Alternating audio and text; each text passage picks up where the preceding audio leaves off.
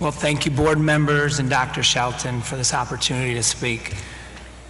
I'm happy to look at each and every one of those items if we take the time to do that, and I'm willing to do that. I won't respond to all of them tonight, but certainly the one, since this is a public forum, it was never brought to my attention that I was on a corrective action plan based on this work. So since that is a personnel matter, I wanted to say that on my behalf.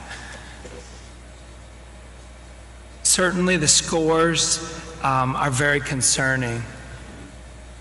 As you know, the new accountability system has completely changed. The scores are calculated. We are looking at them very closely. I'm proud of our school. We continue to score very high in achievement. We had 2 years ago, we had the greatest growth in Fayette County Public Schools. This year, our growth is still strong. Our gap score is concerning, and it is not near where we want it to be. However, there are some highlights in there too. Our third grade reading scores, our African American children are 31% higher than the state average for proficient and distinguished scores. So Mrs. Dower, your work is making a great impact. All of our teachers are having a very positive impact. Our math scores with our African American children in third grade were 17% higher than the state average. And our fifth grade scores were 19% higher than the state average in math. But we own the scores and we are working very hard on them, and I'm very proud to say that I wholeheartedly believe and always have that with extra time and support, every child can achieve proficiency. And I am proud of our very positive staff. Yes, we are hearing from a few parents and a few staff members and a few former staff members. But we have over 51% of our school kids staying after school on Thursdays in enrichment programs. Every Monday and Thursday, we have 56 of our most struggling learners. They come to the classroom with me at 2:35 until 3. They have a snack and I read and do a mini lesson, and then they get pulled out for small group work with our passionate, positive, energetic, engaging, creative staff who are putting in time above the workday. And they get small group work, and then they come back to me at 4 o'clock. And their families who do not like school, and many of those families are not comfortable around school, they come into the building and pick them up with me and staff members, and we thank them and we honor them, and we are committed together to making sure every one of those children succeeds with that extra time and support. The tenure that's on the petition, I do not understand. It just vaguely says 6 tenured teachers remain. It's unclear. When I was hired for the 2010-11 year, the following 9 staff, we had 9 classroom teachers who are still here. 6 tenured teachers remain. Right now we have 30 tenured certified teaching staff, and we have 8 classified staff with job rights, which is basically tenure. I am proud that since I have been here, 7 of our staff members have moved into leadership roles, including 2 into principal positions. We have had 5 total staff retire. We have had others choose to stay at home with their children, move to a school closer to home, or move to a school to work with friends or former colleagues. And some have been district appointed in voluntary transfers. I don't know what specific allegations that are still being made out there. I can assure you that there have been no financial mismanagement, and we have been completely and thoroughly transparent in an attempt to respond to all the concerns raised by this small group of parents.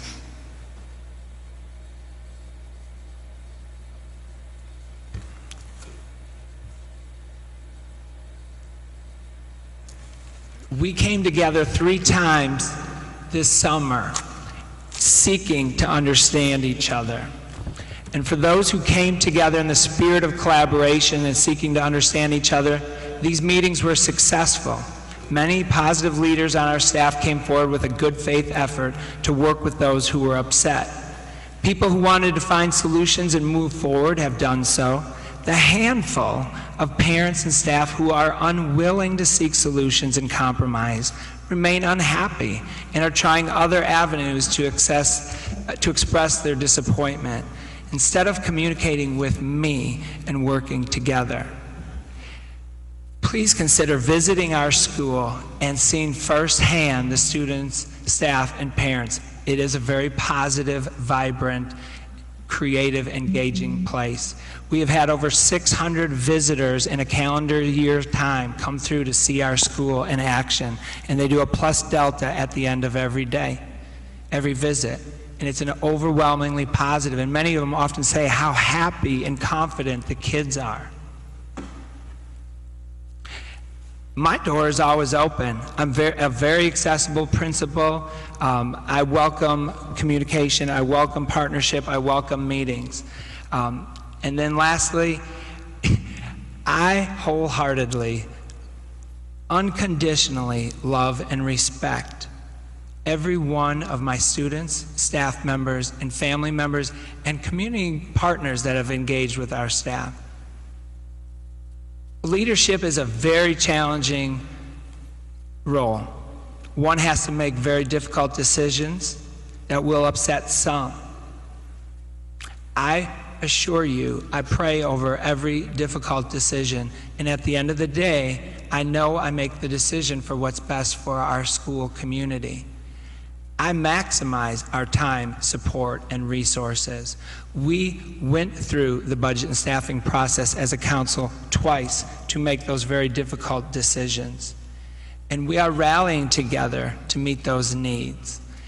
And so, again, I just want to thank you, and I want to invite you.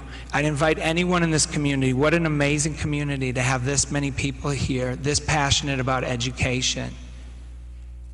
And I know I have 56 students that come on Mondays and Thursdays between 3 and 4. You're welcome to come see me with 2:35 with them, or help dismiss them and encourage their families. They need a mentor. We have building mentors, but they can't have enough. I do value the power of relationships, and we do believe in the power and the potential of every Mustang, and that's our students, our staff, our families, and our community partners. Thank you. Thank you. Can I ask one question? Can I ask you one question? I've heard, if it's okay. Well, I mean, it's up to him. I mean, I've had a couple of concerns about fourth grade gaps. Can you? Excuse me, about the what? Fourth grade gaps. Correct. Can you talk a little bit about what the plan is there to address some of the gaps in fourth grade? Yeah. In fact, that was one of the most difficult Well, decisions with our council. Our council together, and believe me, it was painstaking, and we thought over it and prayed over it and met over it many, many different times, was class size. And so we did choose to pay out of our, out of our allocation to pay for another fifth grade teacher this year. So we currently have 3 of the fifth grade teachers for those children.